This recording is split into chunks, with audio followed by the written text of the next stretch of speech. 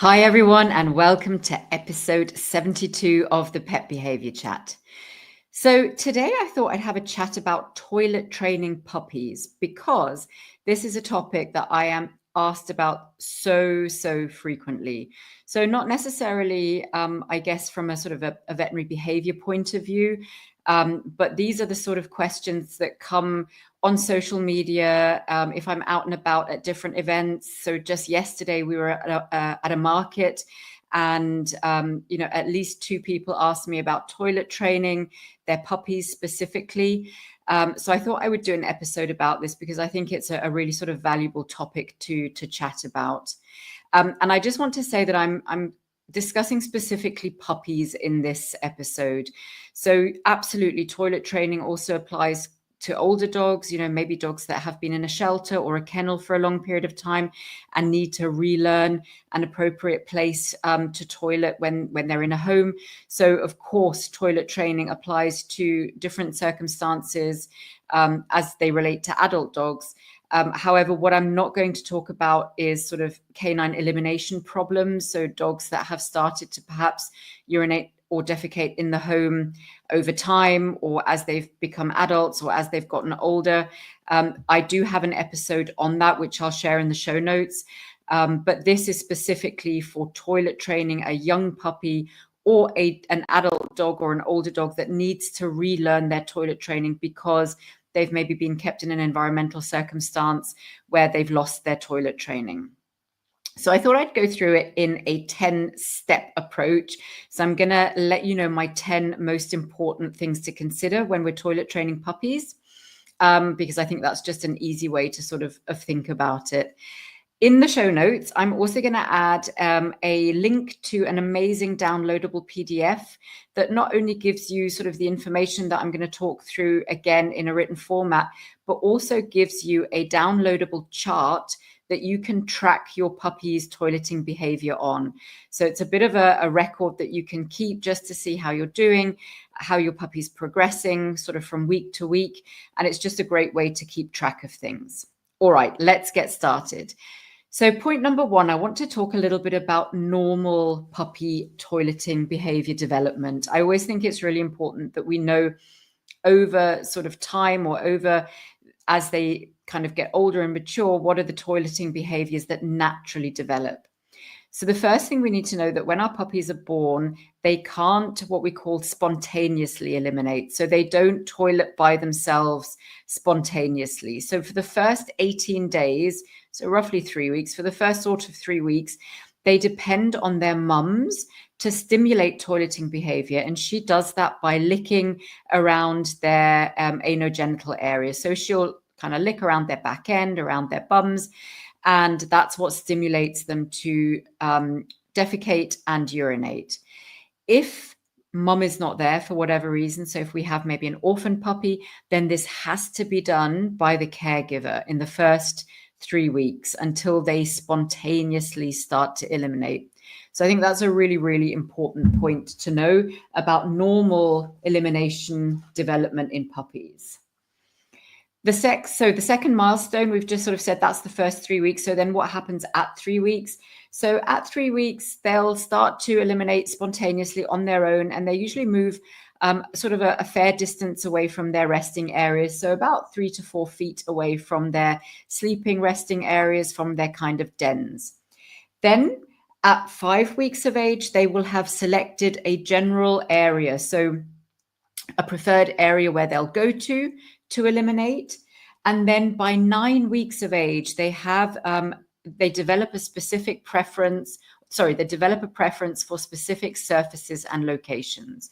So that could mean, for example, they learn to eliminate on a grassy area, or they learn to eliminate on sand, or they learn to eliminate in a specific location away from their den. And this is really important because if we have puppies that are perhaps being kept in the home at that age, so the 8-9 week of age area, and let's say, for example, we're training them to puppy pads or pee pads, then they might start to develop a specific preference for a white, soft surface on the floor. And I've seen a number of times that that has then been generalized to other white, soft areas on the floor. So bath mats, for example. So just remember that these preferences develop spontaneously at around 9 weeks of age. And already then we can potentially start to influence where we would like them to toilet. So if we in the future want them to toilet outside, then we maybe want to present to them grassy areas or sandy areas or stony areas, whatever it might be. And hopefully they will develop a preference to those areas and surfaces, substrates, so that in the future it will be easier for them to eliminate there in sort of a home setting. So that was point number one. Point number two is a little bit about bladder control. So puppies don't develop full bladder control until at least 4 months of age, perhaps even slightly older. So we think somewhere between 4 and 6 months of age. So what does that mean? That means that, you know, before that period of time, it's very difficult for them to hold pee and even poop. It's quite difficult for them to control that. So that's why we have kind of frequent accidents potentially happening in those sort of first weeks until they're about 4 to 6 months old, because they just don't have the capacity to control their bladder. And it's really, really important that we know that. And there is this kind of rule of thumb that, you know, how many hours can they go for without needing to toilet, so urinate specifically.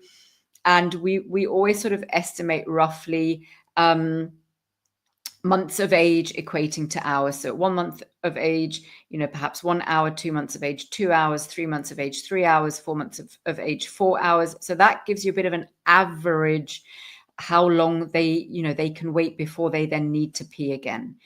Now, that's not an absolute, that's just an average, and each individual is different, and smaller breed dogs might be able to hold their urine for a lot less longer than larger breed dogs. So there are a few things that we need to kind of take into consideration, but it's really important that you know that before 4 to 6 months of age, they just don't have control over their bladders yet. And that will come with time. So expecting something from them that they're physiologically not able to do, i.e. not urinate for, 4, 5, 6 hours, is just not fair. So that's point number 2, bladder control.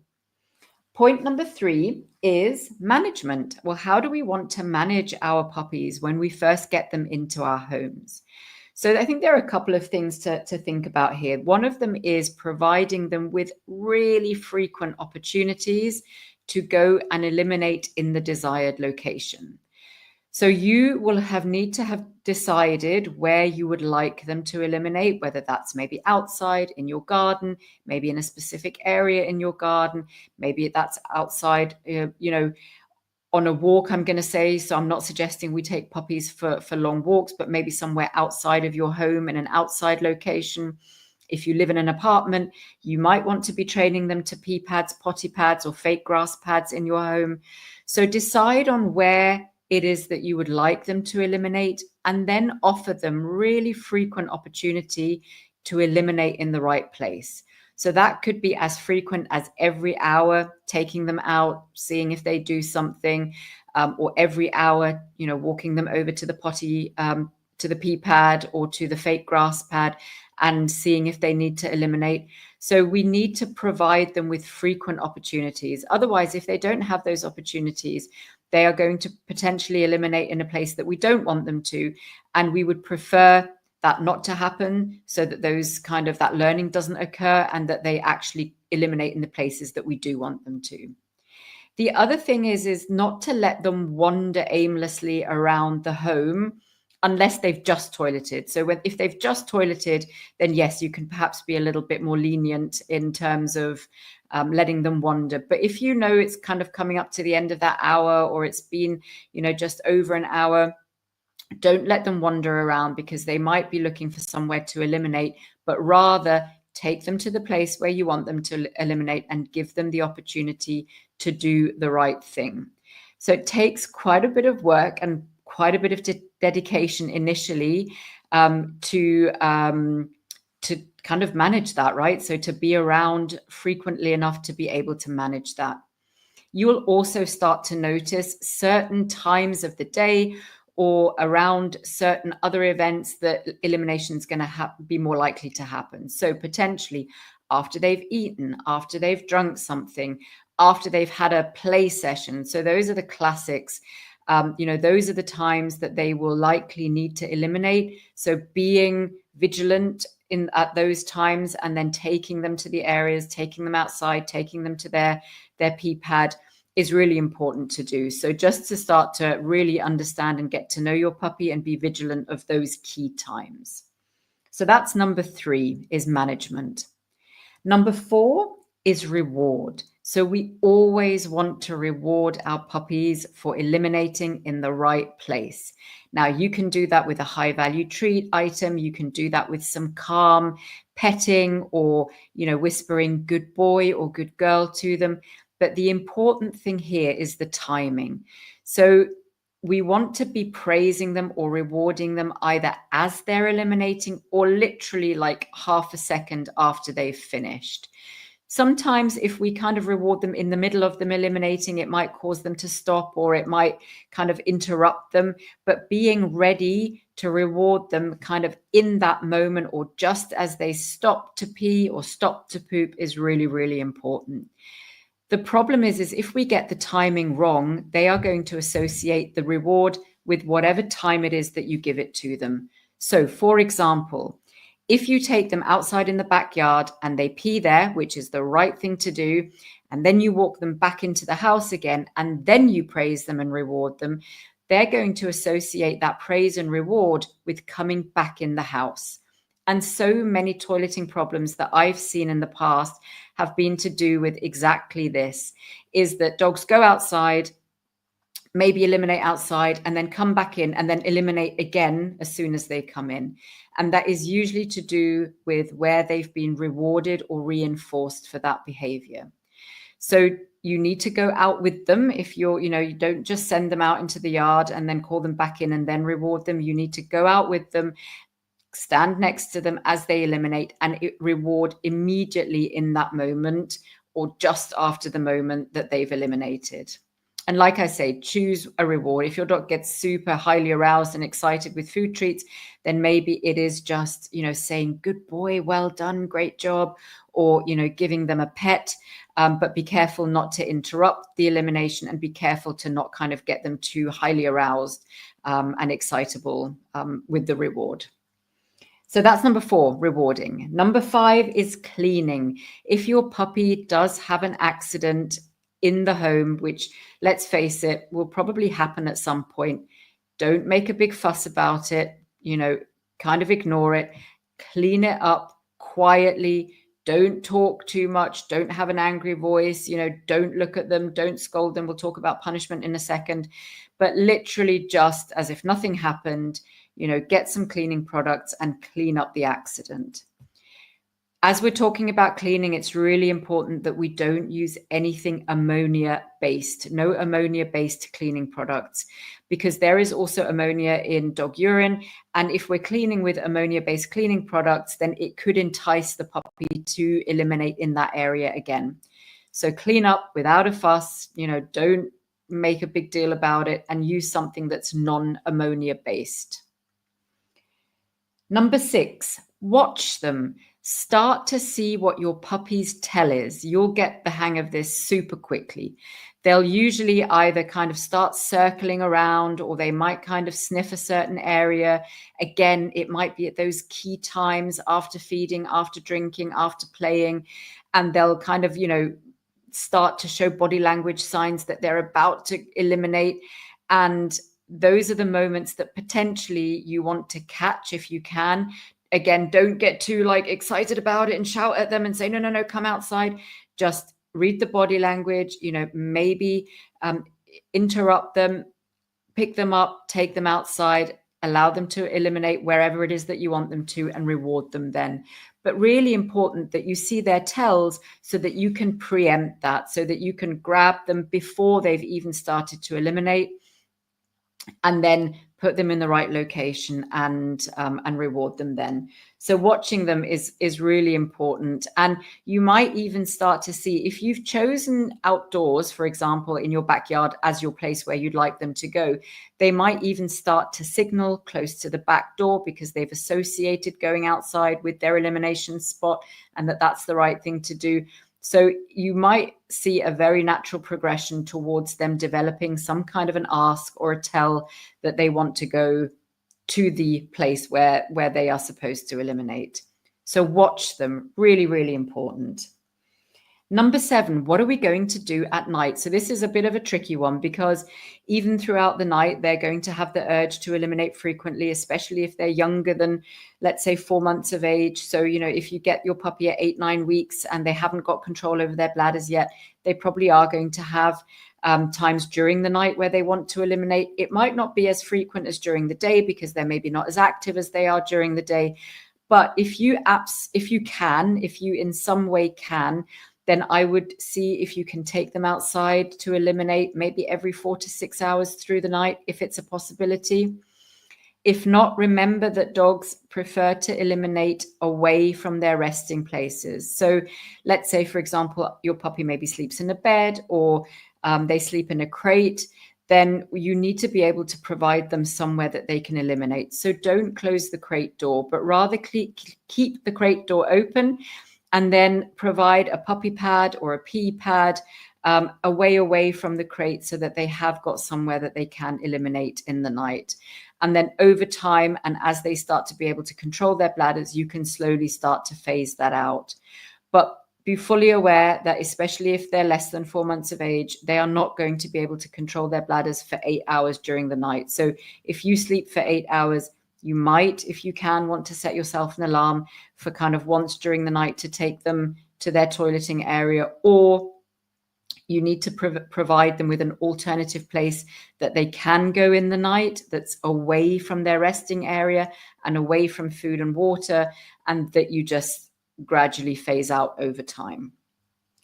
Number 8 is record your puppy's toileting behavior. And that's why I've got this amazing free download for you guys, which I'm going to put in the show notes, that on page 2 has this chart that's pre-designed for you, that you can record all the important things: the time of day, the urination, the defecation, what happened, if there were any accidents, and so on and so forth. If you noticed a particular time that day that your puppy wanted to urinate or defecate, for example, after eating or after drinking or after play, you can start to record those things and get really savvy about your puppy's toileting development. So really, really important to do that.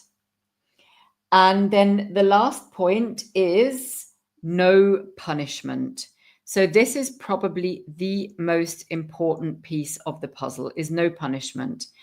So for some of the reasons that I've mentioned already, right? Like, they're not actually yet able to control their bladders, so it's unfair to expect certain things of them. The timing of things, so there's absolutely no point in punishing your puppy even 10 seconds after they've eliminated in the wrong place. It's not going to work. And you are going to cause anxiety in your puppy around toileting behavior. And if they know, for example, that they might get punished if they toilet in the wrong place, they're going to look for places that you can't see them to toilet in, because they're going to want to hide away and not be accessible to you, so that that you can't punish them. So punishment, what is punishment? Punishment is anything: loud voice, shouting at them, a stern look, pointing your fingers at them, clapping your hands, raising your voice, giving them a tap on the nose or on the bum, and worst of all, shoving their noses in their urine or their poop, which is probably the most outdated and old-fashioned thing that is still floating around as a good way of teaching toileting. So we never, ever want to use any punishment-based methods, especially in a young puppy that's so vulnerable, where your relationship with them is still forming, and where, anxiety can develop rapidly. So in this really sensitive time of your puppy's life, we want to be showing them what we'd like them to do and ignoring what we don't want them to do. they will learn quickly. They will learn, a lot more quickly potentially than if we introduce anxiety through punishment into the mix. And your relationship with your puppy is going to be a lot better for it. It's just not ethical. It doesn't work from a learning theory point of view. Timing's usually off anyway. It's going to damage the relationship you have with your puppy, and it's potentially going to make them anxious. And if they get anxious or fearful of you, then they might start to show behaviors towards you that you don't want to see.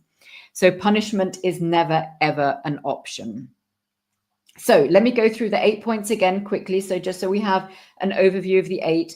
The first one, we talked about normal development. So what are the stages? When does spontaneous elimination occur? At around 3 weeks of age. And then by around 9 weeks of age, puppies have developed specific preferences for locations and substrate. The second thing we talked about was bladder control. So the fact that they don't have control over their bladders until they're between 4 and 6 months of age. The third thing was locations and surfaces, the way that they do develop preferences for those quite early on. The fourth thing was management. Don't let them wander, and provide plenty of opportunities for them to perform the right behaviors. The fifth thing we talked about was rewarding them. So rewarding them in the moment and in the place where they are eliminating, not when they come back indoors. The sixth thing that we spoke about was cleaning. So just don't make a big deal about it. Clean away any accidents and use non-ammonia based products. The seventh thing that we spoke about was watching them and starting to understand what are their little behaviors that they do before they eliminate, and do they start to develop a tell for perhaps wanting to go outside or wanting to get access to the elimination area. The eighth thing that we spoke about is what to do during the night. If at all possible, try and build it in a toilet break at least once per night. If not, provide an alternative that's away from their resting area, such as a puppy pee pad that you can fade out with time. The ninth thing that we spoke about is recording your puppy's toileting behavior. And I'm going to give you the downloadable worksheet for that. So make it super easy for you to record. And then the 10th thing that we spoke about was no punishment ever. If your puppy has an accident, ignore it if they do, and reinforce them if they get it right. So that's an overview of puppy toilet training. I really hope that that's been useful. As I said, it's such a common thing that I'm asked about, and it's something that you really want to try and get right with your puppy, or even with an older dog that's maybe come to you from a different environment and you need to reteach them toileting behavior. And yeah, I'm going to put the downloadables in the show notes. And if you want to learn if you want to get to know your puppy even better, then consider signing up for my Learn to Speak Dog course. It is an absolutely incredible course. It is a 7-module course. There's over 5 hours, almost 6 hours of content in there that will teach you everything you need to know about canine behavior. And now when you have a new puppy, or perhaps you have a new dog in your home, there are going to be so many questions that you have, and this course answers pretty much all of them for you. We talk about emotions, we talk about body language, we talk about communication, social behavior, learning, training, enrichment, exercises for behavioral health, products for behavioral health, literally all the things that you might want to know if you have a new puppy or if you have a new dog in your home. So I'm also going to put the link to the Learn to Speak Dog course in the show notes as well. And yeah, I really, really hope you've enjoyed this episode, and I can't wait to catch up with you again in episode 73 next week. Bye for now.